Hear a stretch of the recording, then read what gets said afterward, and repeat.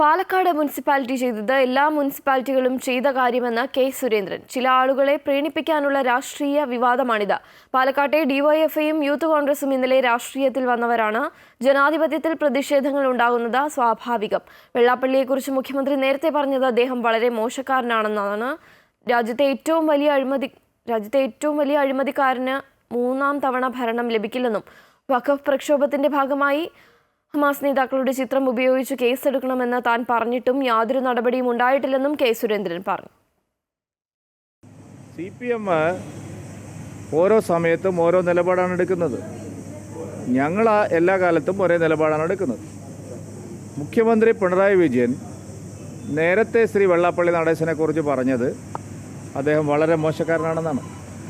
അദ്ദേഹം RSSന്റെ നാവാണെന്നാണ്. ആണോ?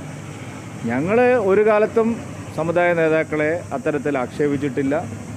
എല്ലാവരോടും ബഹുമാനത്തോടു കൂടിയാണ് പെരുമാറിയിട്ടുള്ളത്. CPM അവരുടെ നിലപാടനുസരിച്ച്, അവരുടെ രാഷ്ട്രീയ ലാഭം അനുസരിച്ച് ഓരോ കാലത്തും ഓരോന്ന് പറയുന്നതാണ്. അതായത് ബ്രദർഹുഡിൻ്റെയും ഹമാസിൻ്റെയും സ്ഥാപകന്മാരുടെ ചിത്രങ്ങൾ വെച്ചതിനെതിരെ കേസെടുക്കണമെന്ന് ഞങ്ങൾ ഇന്നലെ ആവശ്യപ്പെട്ടിരുന്നു. പക്ഷേ ഇപ്പോഴും കേരള പോലീസ് ഇരുട്ടിൽ തപ്പുകയാണ്. മുസ്ലിം സംഘടനകൾ പോലും, ചില മുസ്ലിം സംഘടനകൾ പോലും അതിനെ എതിർത്ത് രംഗത്ത് വന്നിരിക്കുകയാണ്. സമസ്ത ഉൾപ്പെടെയുള്ള ആളുകൾ അതിനെ എതിർത്ത് രംഗത്ത് വന്നിരിക്കുകയാണ്. ബോധപൂർവം കേരളത്തിൽ കലാപം ഉണ്ടാക്കാനാണ് ഹമാസ് തലവൻ്റെയും അതുപോലെ ബ്രദർഹുഡ് തലവൻ്റെയും എല്ലാം ചിത്രം വെച്ച് പ്രകോപനപരമായ മുദ്രാവാക്യങ്ങളുമായി അവർ എയർപോർട്ടിലേക്ക് പോയത്.